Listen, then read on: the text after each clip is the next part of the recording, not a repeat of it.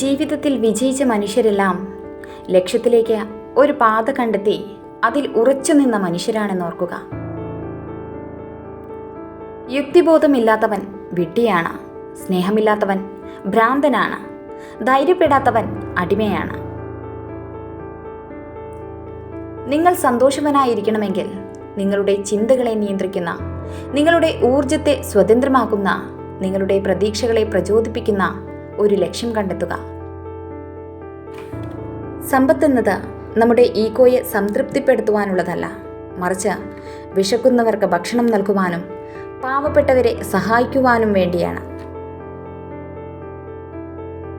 ശരീരത്തെ സമ്പന്നമാക്കുന്നത് മനസ്സാണ്, മനസ്സിനെ സമ്പന്നമാക്കുന്നത് നമ്മുടെ ചിന്തകളും.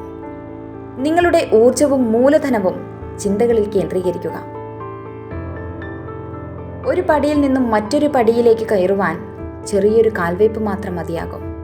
എന്നാൽ അതിനുപോലും തയ്യാറാകാത്തവർക്ക് ഉയരങ്ങളിലേക്ക് പോകുവാൻ ഗോവണി കിട്ടിയാലും പ്രയോജനമാവുകയില്ല.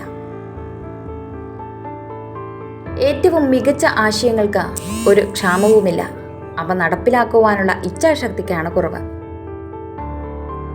വിജയം ഒറ്റ രാത്രി കൊണ്ട് ഉണ്ടാകുന്ന ഒന്നല്ല, അതിനായി നിരവധി രാത്രികൾ ഉറക്കമൊഴിച്ച് പ്രവർത്തിക്കേണ്ടതായി വരും.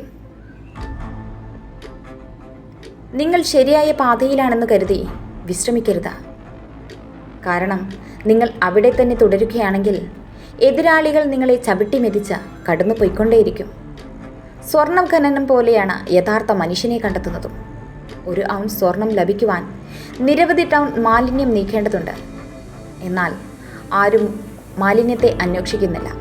സ്വർണം കണ്ടെത്തുക മാത്രമാണ് എല്ലാവരുടെയും ലക്ഷ്യം. നിങ്ങൾ ആഗ്രഹിക്കുന്നത് നേടുന്നതാണ് വിജയം. എന്നാൽ നിങ്ങൾക്ക് ലഭിക്കുന്നത് അംഗീകരിക്കുന്നതാണ് സന്തോഷം. ആദ്യം ഏകാഗ്രത, അതിനുശേഷം സത്യസന്ധത. ഇതാണ് ഏതൊരു മേഖലയിലും വിജയത്തിൻ്റെ അടിസ്ഥാന ഘടകം. ഏതു പ്രവൃത്തിയിലും നിങ്ങൾക്ക് ചെയ്യാൻ കഴിയുന്നതിൻ്റെ പരമാവധി ചെയ്യുക. മറ്റുള്ളവരുടെ അംഗീകാരത്തിനായി കാത്തിരിക്കേണ്ടതില്ല. Thank you for watching. Please support and subscribe.